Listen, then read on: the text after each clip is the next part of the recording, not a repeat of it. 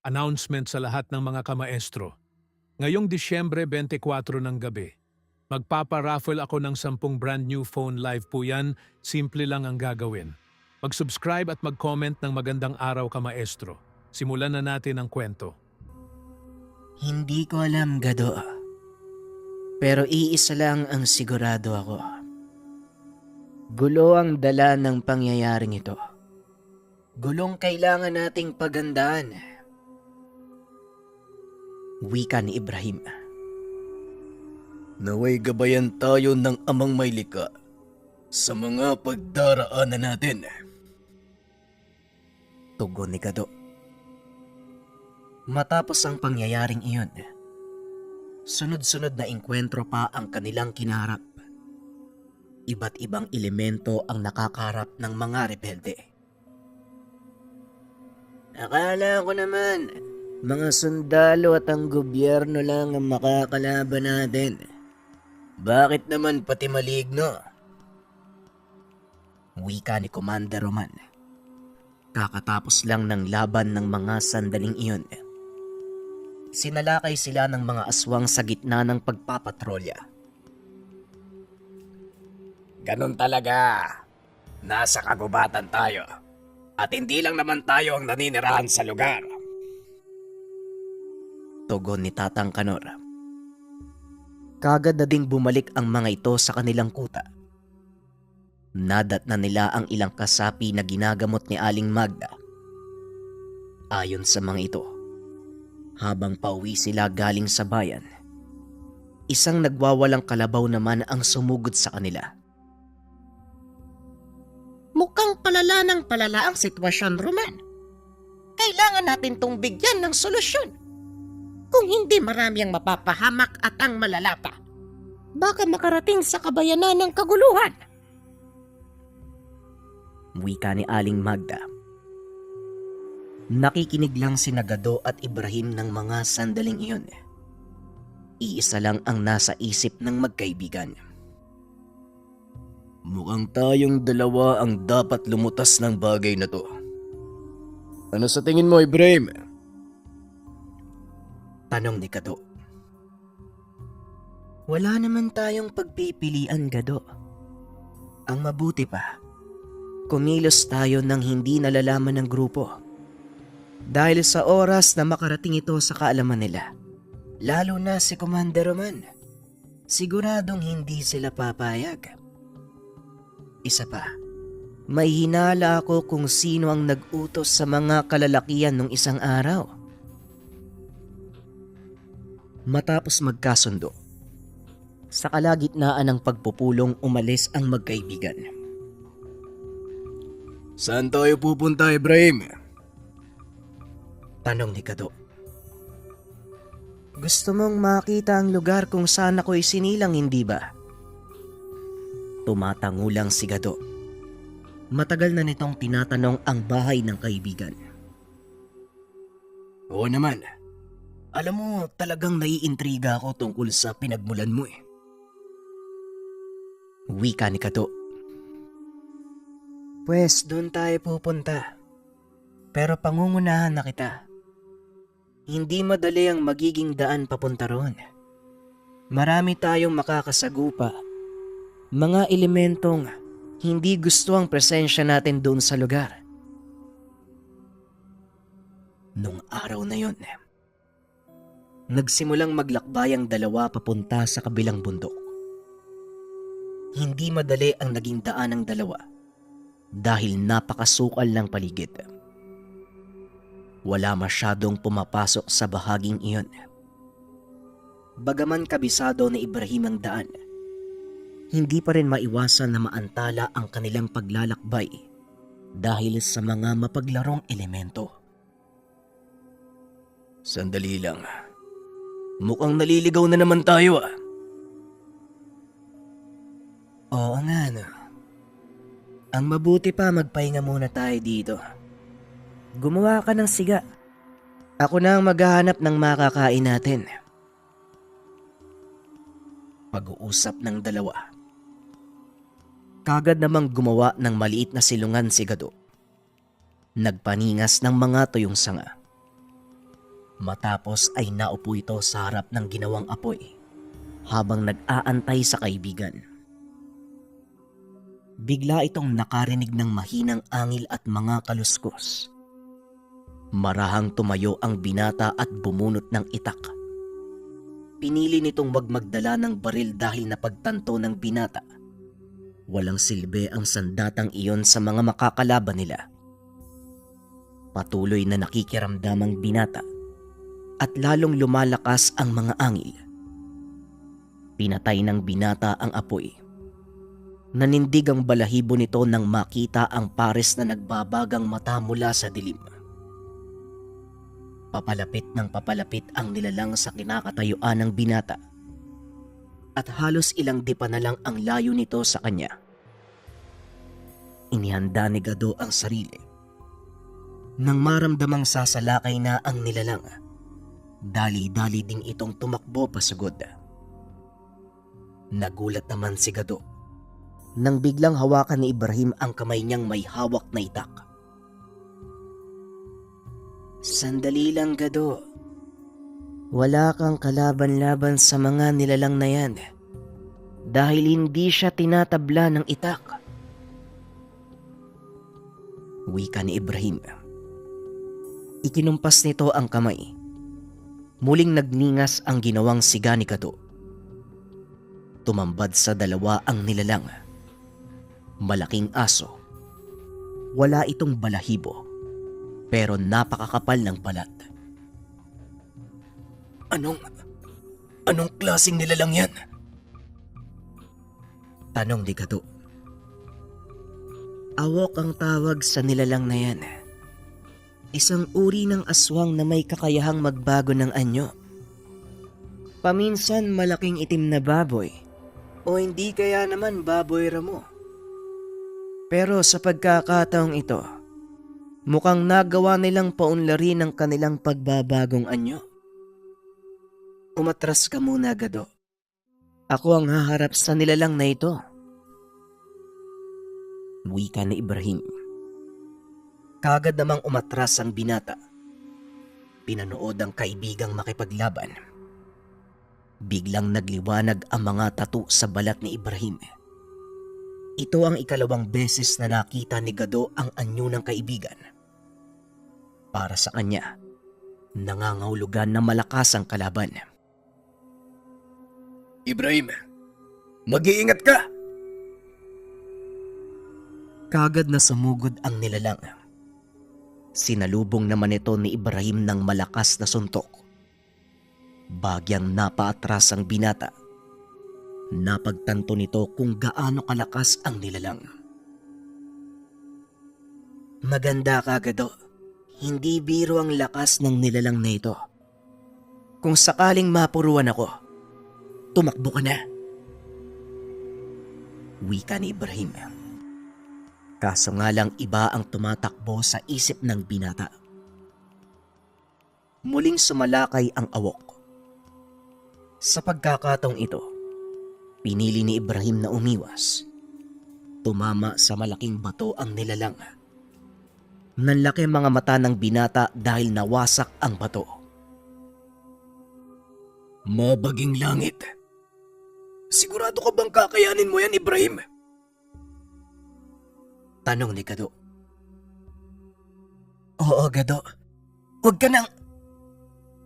Hindi na natapos pa ni Ibrahim ang sasabihin dahil kagad itong sinugod ng kalaban. Malaking sugat ang natamo sa dibdib. Napaluhod si Ibrahim. Kaya naman hindi na nagdalawang isip si Gado na sumali sa laban. Dali-daling tumakbo ang binata papunta sa kinaroroonan ng nilalang. Inundayan ito ng sunod-sunod na taga. Bagaman hindi tumatalab ang talim ng itak, nagagawa naman itong patrasin ng nilalang. Kunin mo ang pagkakataong ito para mapagaling ang sugat mo, Ibrahim. Wika ni Gado. Pinagmamasdan ng binata ang kaibigan. Nakita nito ang malaking pagbabago sa kilos ni Gado. Naging mas mabilis. Naging mas malakas ang bawat atake nito. Idagdag mo pa ang kahusayan sa pakikipaglaban gamit ang itak. Halos hindi makagante ang nilalang. Tumagal ng ilang minuto ang pakikipaglaban ng binata hanggang sa tuluyang gumaling ang sugat ni Ibrahim. Kaagad siyang sumugod upang tulungan si Gado. Laking gulat ng binata dahil ibang anyo na naman ang pinakita ni Ibrahim. Sa pagkakataong iyon, purong puti na ang balat ng binata, maging ang buhok nito. Ramdam na din ni Gado ang napakalakas na puwersa ng kaibigan. Sa tuwing lalapit ito sa kalaban, napapansin ni Gado na umaatras ang awok. Pagharap ni Ibrahim sa kanya, nagulat ito dahil maging ang mukha ng kaibigan napuno na din ng nagbabagang mga tattoo. Maraming beses nang nakita ni Gado na makipaglaban si Ibrahim. Kaso nga lang ito ang unang pagkakataon na makita niya ang ganitong anyo.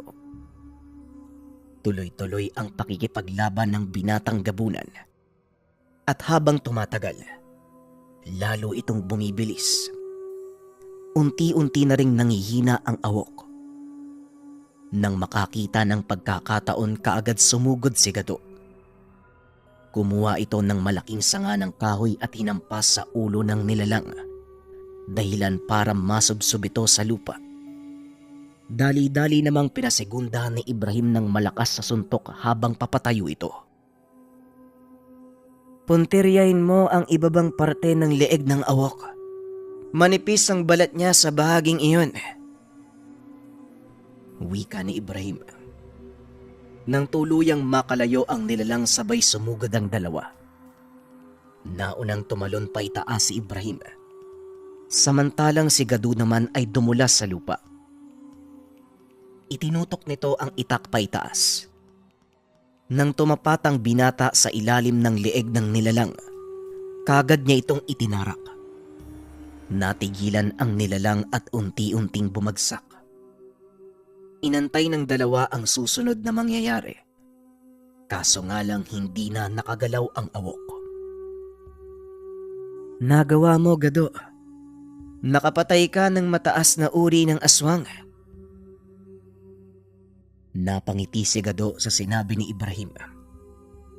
At upang masiguradong hindi na ito mabubuhay pa, pinutol ng binata ang ulo ng aswang at sinunog ang katawan. Halika na. Posibleng may mga kasamaan pa ang isang yan. Ayoko nang maabutan nila tayo dito. Dali-daling umalis ang magkaibigan sa lugar. Tama ang kanilang hinala. Dahil kung hindi nila napatay ang awok, hindi sila nakalabas sa bahaging iyon ng kagubatan.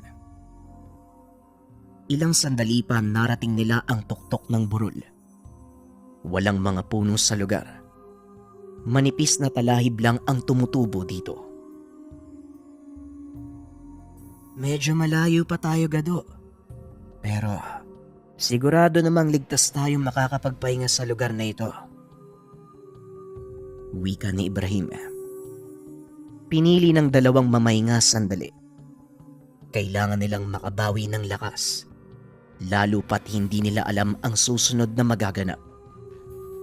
Nakaiga sa damuhan si Gado.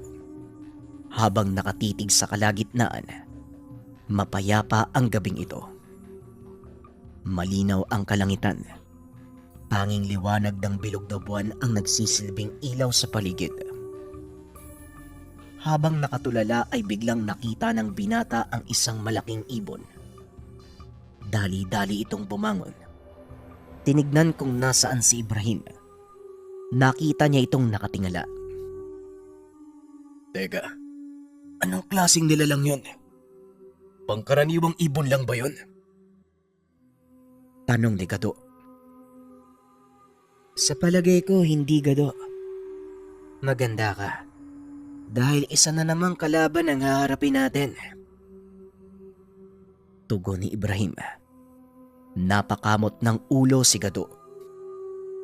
Ay naku naman. Hindi pa nga umiinit yung likod ko sa pagkakahiga. May kalaban na naman. Biglang lumapag ang nilalang sa kanilang harapan. Laking gulat ni Gado dahil naging babae ito. Mandurugo. Kaibigan, huwag kang magpapadala sa panlabas na anyo ng nilalang. Mabangis silang uri ng aswang. Wika ni Ibrahim. Kaso nga lang nang lingunin nito ang kaibigan. Naglalakad na ito papunta sa nilalang. Ano bang sinasabi mo, Ibrahim? Paanong magiging aswang yung babaeng to? Ang ganda! Hindi na natapos ng binata ang sasabihin. Muli itong nagbago ng anyo at lumipad pa ibabaw. Napasigaw si Gado. Dali-daling tumakbo papunta kay Ibrahim. Ibrahim! Takbo! May aswang! Napailing na lang ang kaibigan sa naging reaksyon ni Gado. Dali-daling tumakbo ang dalawa papunta sa malaking puno. Lalampas pa sana si Gado, ngunit hinila ito pabalik ni Ibrahim. Sumandal ka sa puno. Nang sa ganun, hindi ka madagit ng halimaw na yan. Wika ni Ibrahim. Nagpaikot-ikot ang nilalang sa himpapawid na tila naghahanap ng paraan para madagit ang dalawang binata. Hindi tayo pwedeng magtagal sa ganitong sitwasyon. Masyadong mahaba ang oras bago mag-umaga, Ibrahim. Kailangan nating gumawa ng paraan para makalis dito. Wika ni Gado. Matagal nag-isip ang dalawa hanggang sa magkasundo sila sa iisang plano. Isa sa atin ang magiging pain. At sa oras na bumaba ang nilalang, isa ang sasalakay. Wika ng binata. Sabay tulak kay Gado. Walang iya ka talaga. Ibrahim! Bakit ako? Ay! Hindi na nito natuloy ang sasabihin. Nakita ng binata ang mandurugong bumubulusok pa ibaba. Dali-daling bumunot ng itak si Gado. At nang papalapit na ito sa kanya, pikit mata niya itong tinaga. Ngunit naramdaman itong wala siyang tinamaan.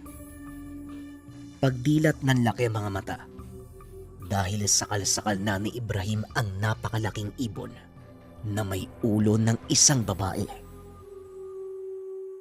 Gado, bilisan mo. Saksakin mo sa dibdib. Hindi na nagdalawang isip ang binata. Kagad nitong itinarak ang itak sa dibdib ng nilalang.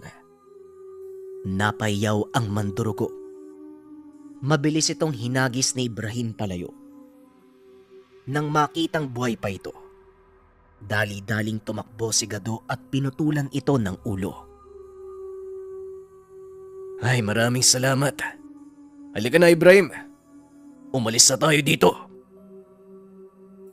Wika ng binata. Habang tinatago ang itak sa lalagyan. Ngunit nakatulala lang sa kanya si Ibrahim na tila may kung anong nakikita sa likuran ng kaibigan. Unti-unting lumingon si Gado. Hindi ito makagalaw nang makita ang isa pang malaking ibon. Nakabuka ang pakpak. Gado, umilag ka! Wika ni Ibrahim. Huli na ang lahat. Naabot na siya ng nilalang at tinangay pa itaas. Nagpupumigla si Gado habang patuloy na lumilipad ang nilalang na tumangay sa kanya. Pilit niyang iniitak ang paa ng nilalang upang sugatan. Hanggang sa tuluyan niyang maitarak ang talim sa bandang hita ng malaking ibon. Nabitawan siya nito. Sumigaw si Gado habang bumabagsak. Mabuti na lang. Mabilis kumilos si Ibrahim. Nagawa niyang saluhin ng kaibigan. Maraming salamat, Ibrahim. Walang ya. Hindi ko alam na dalawa pala sila. Wika ni Gado habang nagpapagpag ng katawan. Hindi, Gado. Hindi dalawa ang mandurugo. Nabuhay uli yung pinagutan mo ng ulo. At ayan na, pabalik na siya dito. Tugon ni Ibrahim. Tumalon ito paitaas para salubungin ang nilalang na bumubulusok paibaba. Isang malakas sa suntok ang ibinigay nito sa higanting ibon. Matapos ay hinawakan nito ang ulo ng nilalang. Itinulak papunta sa lupa. Sa sobrang lakas ng pagbagsak ng dalawa, lumikha ito ng malaking hukay sa lupa. Halos hindi makatayo ang nilalang. Kagad nilingon ni Ibrahim si Gado at nagsalita. Gado, sugatan mo ang kamay ko. Ipahid ang dugo sa talim ng itak mo. Naalala ng binata ang dugo ni Ibrahim. Lason sa mga aswang. Dali-daling tumakbo si Gado papunta sa kaibigan. Sinunod ang sinabi nito. Matapos ikalat ang dugo sa itak, dali-dali niya itong itinarak sa katawan ng mandurugo. Paghugot nito, nasunog ang katawan ng aswang. Kung kanina mo pa sana naisip yan, edi dapat kanina pa patay yung higante na yan. May kasalanan ka pa sa akin baka nakakalimutan mo. Wika ni Gado.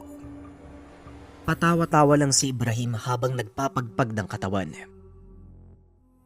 O bakit? Nanalo naman tayo Tugon ni Ibrahim. Kagad na itong nagyayang umalis. Ilang sandali pa sumikat na ang araw. Nakaramdam ng matinding pagod ang dalawa. Napasandal sila sa malaking puno at hindi na malayang nakatulog. Nagising si Gado dahil may kung sinong yumuyugyug sa kanya. Nang magmulat ito ng mata, may nakita itong sibat na nakatutok sa kanyang dibdib. Nang lingunin ito si Ibrahim, nakatayo na ito habang nakatali ang mga kamay. Huwag kang kikilos, Gado. Sumunod ka na lang kung ayaw mong mapahamak. Hindi na nakapagsalita si Gado. Tinakpan ng kanilang mga mata. Pinaglakad ng napakalayo. Kapwa hindi nagsasalita ang magkaibigan.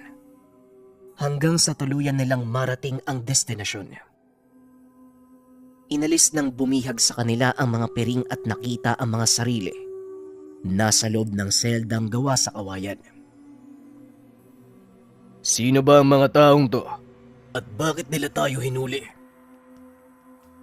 Tanong ni Gado. Mas mabuting manahimik na lang tayo, Gado. Hindi mo gugustuhin makipag-away sa mga taong yan. Maniwala ka sa akin. Tugon ni Ibrahim. Maya-maya pa may lumapit sa kanilang matanda. Inusisa ang mga ito. Naglalakad ito paikot sa kulungan habang nagsasalita ng hindi maunawa ang lingwahe. Ilang sandali lang umalis na rin ito. Pinakiramdaman ng dalawa ang susunod na magaganap. Ngunit wala namang naganap na kakaiba. Kinagabihan pinalabas sila ng selda. Dinala sa isang malaking bahay na animoy bulwagan. Pagkarating sa loob, tumambad sa kanila ang napakalaking baboy ramon na nasa kulungan habang nakapaikot ang napakaraming tao. Ang maipapayo ko sa iyo, Gado, lumaban ka hanggat kaya mo. Sikapin mong manalo. Dahil kung hindi, kabaliktaran ang mangyayari. Tayo ang magiging hapunan ng mga taong yan. Napatingin si Gado sa kaibigan. Hindi magandang biro yan, Ibrahim. Pero kung totoo man ang sinasabi mo, ayoko mailaga sa isang malaking kaldero. Habang nag-uusap ang dalawa, hinagisan sila ng mga sandatang gagamitin. Dumampot ng sibat si Ibrahim habang palakol naman at itak ang kay Gado. Nagulat si Gado sa ikinilos ng kaibigan. Himala, dumampot ka ng sandata. Hindi mo ba kayang lumaban gamit ang lakas mo? Tanong ni Gado. Hindi, kaibigan. Hindi nila pwedeng malaman ang totoo kong pagkatao. Lalo tayong mapapahamak. Isipin mo ngayon kung paano nating matatala ang higanting baboy ramo na yan. Tugon ni Ibrahim. Maya-maya pa naghiyawan ang mga tao. Unti-unting bumukas ang kulungang kinalalagyan ng malaking baboy ramo. Eto na. Eto na, Ibrahim. Wika ng binata habang naghahanda sa pagsugod ng malahalimaw na baboy. Binato ng sibat ni Ibrahim, kaso nga lang hindi tumama. Winasiwas naman ni Gado ang hawak na palakol. Nanlaki ang mga mata nito dahil hindi man lang tumalab ang sandata sa balat ng hayop. Dahil sa ginawa, nakuha ng binata ang atensyon ng halimaw. Nilingon siya nito at sinuwag. Humagis ng malayo ang binata. Tumama sa isang poste ng bulwagan. Nagsigawan ng mga tao na lalo namang nagpagalit sa baboy ramo. Hinabol nito si Ibrahim na nooy papunta sa kinaroroonan ni Gado. Nakatalikod ito sa kalaban. Nang iangat ni Gado ang ulo, nakita niyang papalapit na sa kanila ang nilalang. Labis namang kinagulat ng binata ang sumunod na ginawa ng kaibigan. Tumayo lang ito habang inaantay na makalapit ang baboy ramo. Umalis ka. Umalis ka sa harapan ko. Wika ni Ibrahim. Biglang huminto ang baboy ramo na tila natatakot. Unti-unti itong umaatras habang nakatitig kay Ibrahim. Ngayon na ang pagkakataon, Gado. Itarak mo ang sibat na ito sa batok ng baboy ramo. Huwag mong bubunutin hanggat hindi ito tumitigil sa pagkilos. Wika ni Ibrahim. Mabilis na kumilos si Gado papunta sa nilalang. Tumalon ito paakyat sa likuran, sabay tarak ng sibat. Nagwala ang baboy ramo habang umaatungal ng napakalakas. Kumapit ka ng maigpit, Gado! Wika ni Ibrahim. Nagtawanan ang mga taong nanonood habang patuloy na iniindayog ng malaking baboy ang binata. Huminto lang ito nang isaksak ni Gado ang kanyang itak sa mismong ulo ng napakalaking hayop. Napalingon ito kay Ibrahim. Ikaw talaga. Walang iya ka. Ipinain mo na naman ako sa kalaban. Wika ni Gado. Teka lang, Gado. Hindi ka na mabiro eh. O diba ganun uli? Nanalo na naman tayo. O mga kasama, ihanda nyo na ang hapunan natin. Magpasalamat tayo sa ating bayani. Si Gado! Kagad namang nagsigawan ang mga tao at isa-isang lumapit sa kanila. Ang ilan ay kinuha pa ang malaking baboy. Ang ilan naman ay pinuri si Gado. Ibrahim, anong ibig sabihin nito? Simula umpisa, kasabwat mo na ang mga tao dito. Sira ulo ka talaga.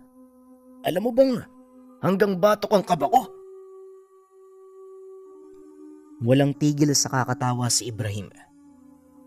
Imbis na magalit, sumama na siya sa tawanan. Pasensya ka na, kaibigan, kung napaglaruan kita.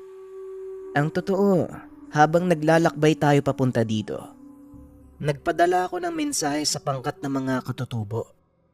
At sakto namang pagdating nila, napakaimbing ng tulog mo. Naisipan kong paglaruan ka at subukin ang tiwala mo sa akin. Hindi lang basta kalokohan ang ginawa ko, kaibigan. Ito'y sukatan kung gaano kalaki ang paniniwala at pananalig mo sa akin. Pumasa ka, kaibigan. Binabati kita. Wika ni Ibrahim. Dito na ibinahagi ng binata ang totoong kaganapan sa kanyang buhay at kung paano niyang nakilala ang pangkat nito. Ang mga sumusunod ay batay sa kwento ni Ibrahim. Ayon sa binata, sanggol pa lang ito nang naiwan ng ina sa kagubatan. Ang pangkat ng agbuong ang siyang nakapulot sa kanya. Inaruga nila ang sanggol at hindi tinignan ang pinagmulang lahi nito. Lumaki sa ilalim ng patnubay ng mga katutubo ang binata. Hanggang sa ang panahon na mismo ang naglantad ng totoong pinagmulan niya. Ibinigay din sa kanya ang pangalang Ibrahim, na ang kahulugan ay ama ng marami. Ipinangalan ito sa kanya ng pinuno ng tribo dahil sa isang propesiya. Magiging ama siya ng isang bagong lahi at mula sa kanya magmumula ang isang malakas na angkan na magsisilbing taga-ingat ng lahat ng may buhay sa mundo. Bigla namang naputol ang usapan ng dalawa nang pumasok sa kanilang kubo ang isang bata. Manong Ibrahim, nandito ka nga. Akala ko nagbibiro lang sina Oyo Igbay. Wika ng binata na itago na lang natin sa pangalang Abong. O Abong, kumusta ka naman? Ang bilis mong lumaki ha. Tugon ni Ibrahim. Aba oo naman. Gusto ko mapantayan yung lakas mo eh. Kaya hindi ako tumigil sa pagsasanay. Teka, bakit nga pala kasama mo tong taong to? Taga-syudad ba siya? Tanong ni Abong. Hindi, Abong. Kasapi siya ng rebeldeng pangkat. Siyang tumulong sa akin nung hinabol ako ng mga kalahi ko. Gado ang pangalan niya. Pagpapakilala ni Ibrahim sa kaibigan. Ako nga pala si Gado. Ikinagagalak kitang... Wika ni Gado habang inaabot ang kamay. Tinapik ng binata ang kamay nito. Ikaw? Ikaw yung nagligtas kay Manong Ibrahim? Parang hindi naman ako naniniwala. Isang pangkaraniwang tao? Ililigtas ang anak ng hari ng mga gabunan? Pangmamaliit ni Abong kay Gado. Napakamot na lang ng ulo ang binata at hindi na ito pinatulan. Ngunit ang nakakuha ng atensyon ni Gado, ang sinabi ni Abong, anak ng hari ng mga gabunan ang kaibigan. At dahil hindi na pinatulan pa ni Gado ang pangungutya ni Abong, inakala nitong doon na nagtapos ang tensyon. Nagpaalam na lalabas ng kubo ang binatang katutubo at bago ito tuluyang umalis, nilingon nito si Gado. Bukas ng gabi, may gaganaping subukan ng lakas ng mga mandirigma ng tribo. Kung talagang ikaw ang nagligtas kay Manong Ibrahim, hinahamon kitang sumali. Nanlaki ang mga mata ni Ibrahim sa inasal ni Abong. Ang buong akala niya ay mahinahon at ni minsan hindi ito naghamon o nagsimula ng gulo. Mukhang malaki na nga ang pinagbago mo, Abong. Pero Gado, hindi mo maaaring tanggihan ang hamon na yan. Paglapastangan sa kanila ang pagtanggi sa isang hamon. Wika ni Ibrahim. Sino naman ang nagsabi na aatrasan ko ang hamon niya? Tignan mo, ilulugar ko ang kayabangan niyang batang yan. Umiling si Ibrahim dahil sa naging tugon ng kaibigan. Walang kaalam-alamang binata sa taglay na kakayahan ng mga agbuong. Habang naghahapunan, masayang nag-usap ang lahat. Napansin naman ni Gado ang titig sa kanya ng ilang kalalakian. Karamihan sa mga ito ay mga kaibigan ni Abong.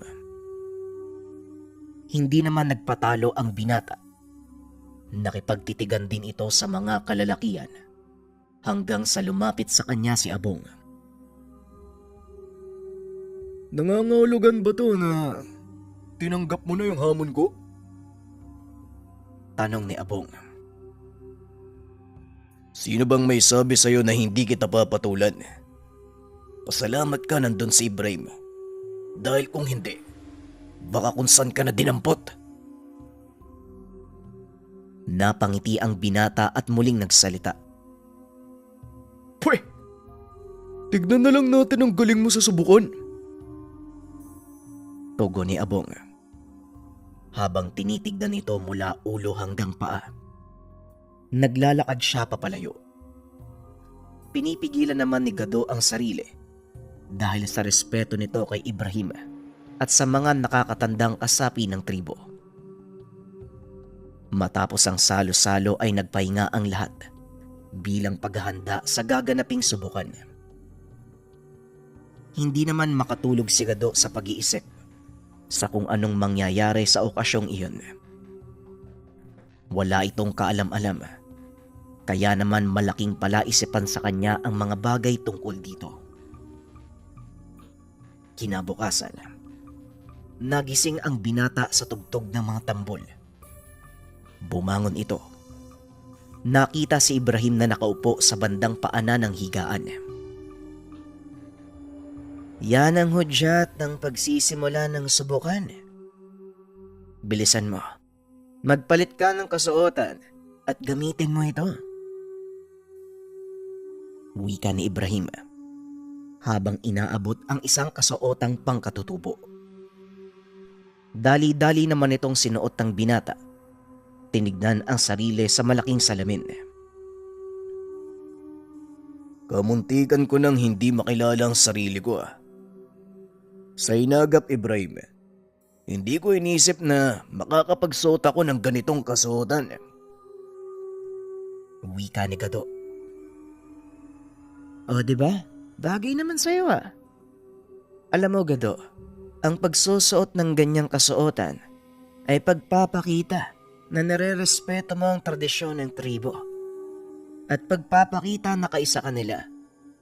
Ang labanang ito, hindi lang pagtatagisan ng lakas para mapatunayan kung sino ang mas malakas.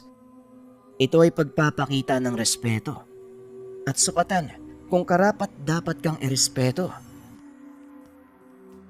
Pagpapaliwanag ni Ibrahim. Maya-maya ay naglakad na palabas ng kubo ang magkaibigan. Diretso nilang tinahak ang ginawang bulwagan para sa subukan. Pagkarating doon, kagad naghiyawan ang mga tao. Nag-aantay na ang pangkat ni Abong na binubuo ng 5 katao. Nakatingin lang si Gado sa binata. Tinandaan ang sinabi ni Ibrahim. Biglang nawala ang inis na nararamdaman. Napalitan ito ng pananabik sa mga susunod na magaganap. Ganyan nga, Gado. Magsaya ka. Huwag mong pairali ng galit. Ipakita mo sa kanila na ikaw ang taong nagligtas sa prinsipe ng mga gabunan. Wika ni Ibrahim. Tumangulang si Gado. Naglakad papunta sa gitna ng bulwagan. Nagsigawan ang mga tao. Itinaas nito ang kamay sabay sigaw. Lalo pang lumakas ang mga sigawan. Naglakad si Abong papunta sa gitna. Ganon din ang ginawa. Halos hindi magkamayaw ang mga tao sa pananabik sa susunod na laban. Ito ang kauna-unahang pagkakataon na may dayong sumali sa kanilang subukan. Bagaman ninamon kita, huwag mo sanang isipin na pangmamalit ang ginawa ko. Gusto ko lang makita kung gaano nga ba kalakas yung taong tumulong kay Manong Ibrahim. Na isang malakas na uri ng aswang, mataas na uri ng gabunan. Wika ni Abong. Sumagot naman si Gado. Huwag kang mag-alala, Abong. Hindi ko tinitigdang pangmamalit ang hamong ito. Inaamin ko nung una na inis ako . Dahil hindi ko pa lubusang nauunawaan ang kahulugan ng sukatang ito. Pero ngayon, tignan natin kung ano ang magaganap. Matapos ang pag-uusap, bumalik na ang dalawa sa kani-kanilang sulok. Pinapili sila ng sandatang gagamitin. Muling nagkatinginan ang dalawa at kahit sa titig lang, nagkasundo ang mga ito na purong lakas ang pareho nilang gagamitin sa laban. Maglalaban kami gamit ang kamao. Walang anumang sandata. Wika ni Abong. Tama si Abong. Walang sandatang gagamitin. Tugon ni Gado. Muling naglapit ang dalawa. Nagbigay na ng hudyat na magsimula ang laban. Kapwa nakangiti ang dalawang mandirigma at nagsimula. Muling naghiyawan ang mga tao dahil kapwa nagpakita ng kakaibang lakas ang dalawa. Pinahanga mo ko, Abong. Hindi ko akalaing ganito ka pala kalakas. Magiging masaya ang labang ito. Kaya huwag ka munang susuko. Wika ni Gado. Ganun din ako, Gado. Umahanga din ako sa lakas mo.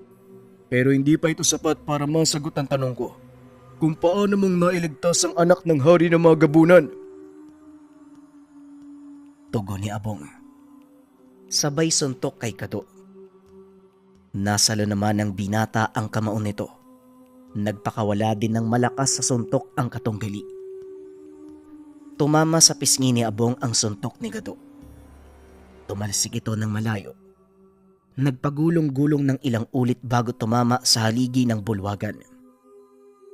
Natahimik ang lahat habang inaantay ang pagbangon ni Abong. Abong, ano? Ayos ka lang ba? Wika ni Gado. Maya-maya ay tumayo ang binata at nagpagpag ng katawan niya. Oo naman, Manong Gado. Wika ni Abong. Nagulat naman si Gado nang tawagin siya ng katunggaling Manong. Tanda ito na unti-unti niyang nakukuha ang respeto ng binata. Kung ganun, ituloy natin ang laban. Wika ni Gado. Sabay na sumugod ang dalawa. Muling nagkabanggaan ang kamao ng mga ito. Nagpatuloy ang palitan ng malalakas na atake. Halos patas ang kanilang kakayahan. At kung pagmamasdang mabuti, tuwang-tuwa ang dalawa sa kanilang ginagawa. Nagtagal ng halos 2 oras ang laban ng mga ito. Nasiyahan ng gusto ang mga manonood.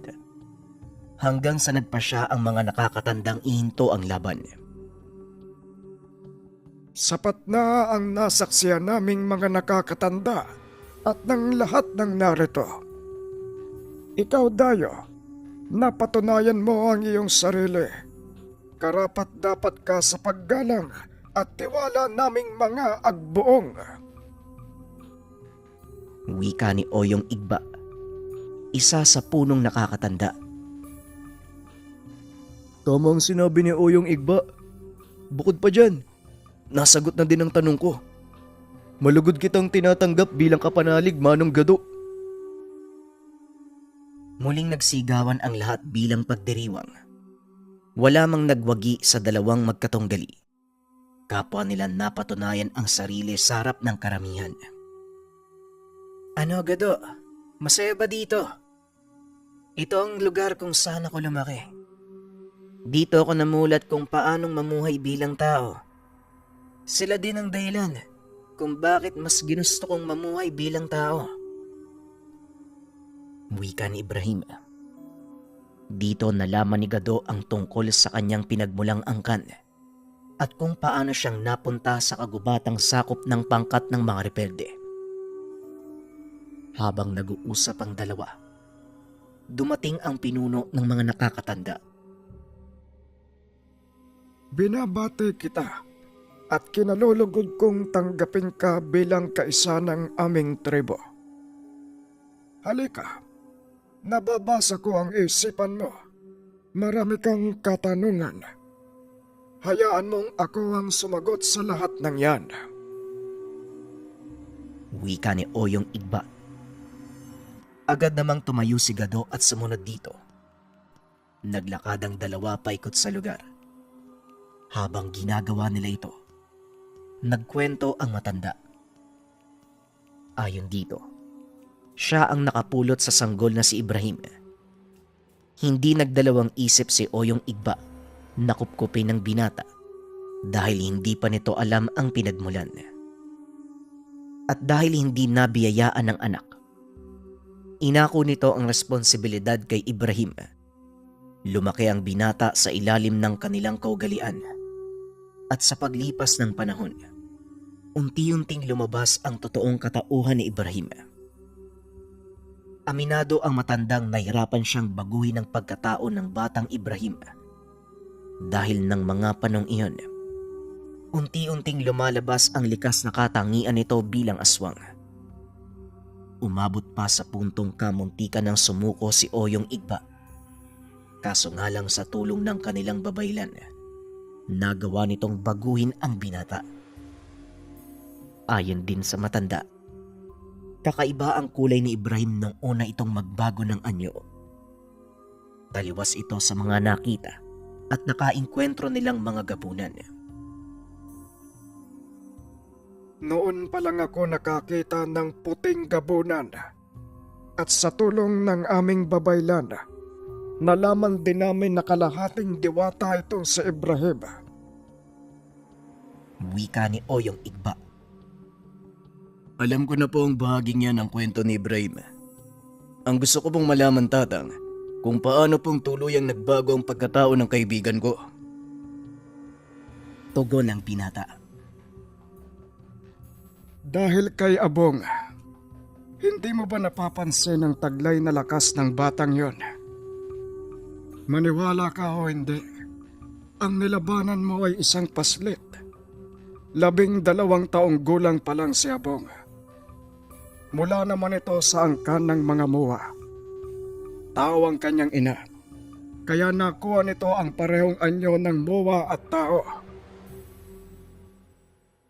Nanlaki ang mga mata ni Gado nang malamang mula sa angkan ng mga muwa si Abong. Sa mga hindi nakakaalam, ang mga muwa, lahi ng higanteng may nag-iisang mata. Kilala ang mga ito dahil sa taglay nilang lakas. Hindi sila namiminsala ng mga tao. Ipa ng palay ang kanilang pangunahing pagkain. Malahigante ang anyo ng mga ito. Ang masamang ugali lang ng mga muwa, kung magustuhan nila ang isang bagay, hindi nila ito titigilan hanggang sa mapa sa kanila. Kaya naman pala napakalakas ng batang yon. Pero ano ang kaugnayan ni Abong sa pagbabago ni Ibrahim? Tanong ni Gado. Dahil sa iyak ni Abong, noong sanggol pa lang ito. Tugon ni Oyong Igba. Ayon dito, minsang nagwala si Ibrahim. Marami sa kanilang mga katribo ang napahamak sa kalagitnaan ng pag-aamok nito. Biglang umalingaw-ngaw ang iyak ng isang sanggol. Napahinto ang binata na tila umiral sa kanya ang ugali ng mga diwata. Isa pang kaalaman, ang mga diwata ay may natural na hilig sa mga sanggol. Hinanap ito ni Ibrahim nang makita niya ang sanggol na si Abong. Kagad niya itong kinalong upang patahanin.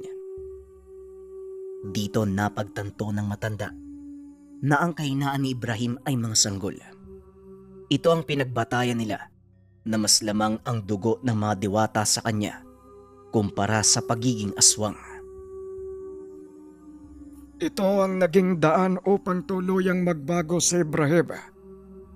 Maging kami, hindi makapaniwala kung paano naming napaamo ang isang mabangis na prinsipe ng mga gabunan. Wika ni Oyong Igba. Napukaw naman ang atensyon ni Gado sa sinabi nitong prinsipe ng mga gabunan ang kaibigan. Oo nga pala, Tatang.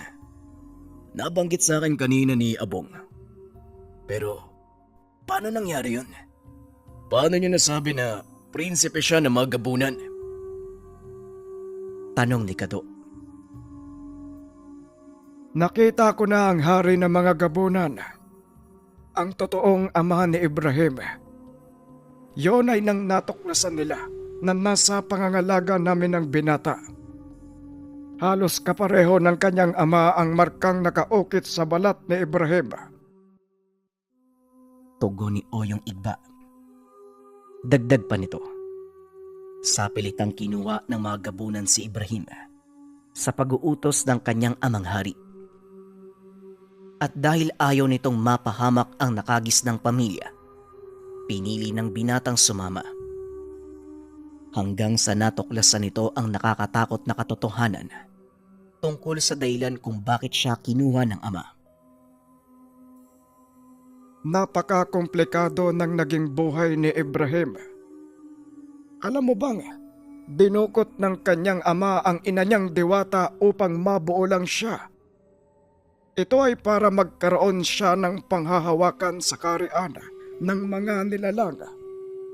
Balak nilang gamitin si Ibrahim bilang susi upang makalabas-pasok sa karian ng mga diwata. Pagpapaliwanag ng matanda. Dagdag pa nito, nang malaman ni Ibrahim ang lahat ay pinili niyang tumakas. Kaya hinabol siya ng ilan sa kanilang mga kalahi at dito siya natagpuan ni Kado. Nagtataka ang binata kung paanong nalaman ng matanda ang tungkol sa mga bagay na ito. Pero mas pinili niyang manahimik. Ipinalagay ang sarili sa mga narinig na paliwanag. Ngayon naiintindihan ko na kung bakit may kakayahang makipag-ugnayan si Ibrahim sa mga elemento. Salamat sa iyo, Oyong Igba. Dahil sa inyo, mas lalo kong nakilalang pagkatao ng kaibigan ko. Wika ni Kado. Walang anuman. Karapatan mo itong malaman. At isa pa, magsisilbi itong babala para sa iyo. Tugon ni Oyong Igba. Babala, bakit naman po, Oyong Igba? Maaring bumalik si Ibrahim sa dati niyang ugali. Ang mabangis at walang awang gabunan. Kaya ko sinabi ang lahat ng ito sa iyo. Dahil ikaw ang magiging kasama niya sa matagal na panahon. Tandaan mo, Gado, magtiwala ka sa iyong kaibigan. Wika ng matanda. Ngumiti si Gado at muling nagsalita. Malaki ang tiwala ko sa kaibigan ko, Tatang.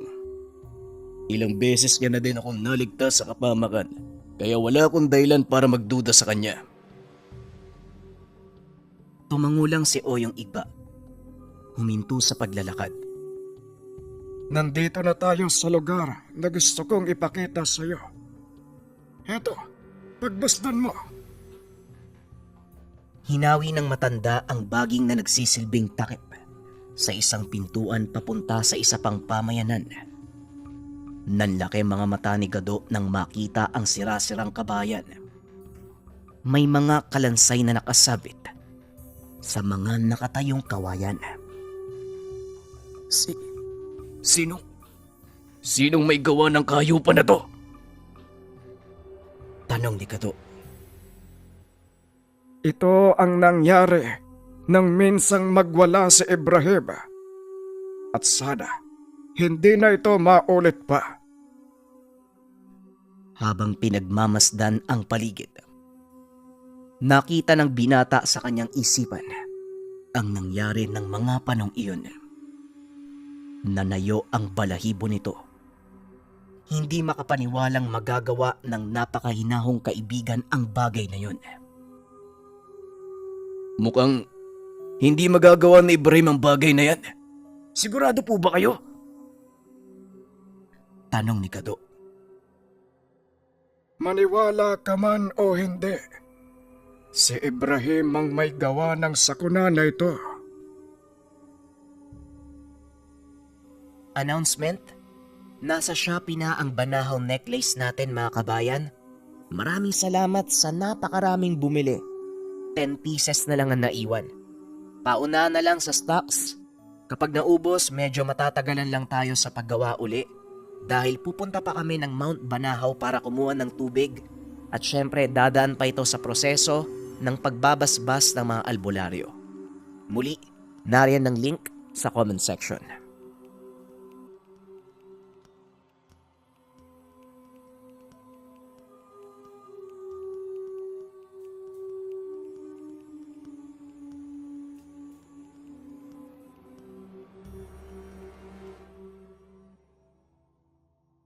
Ang ninuno.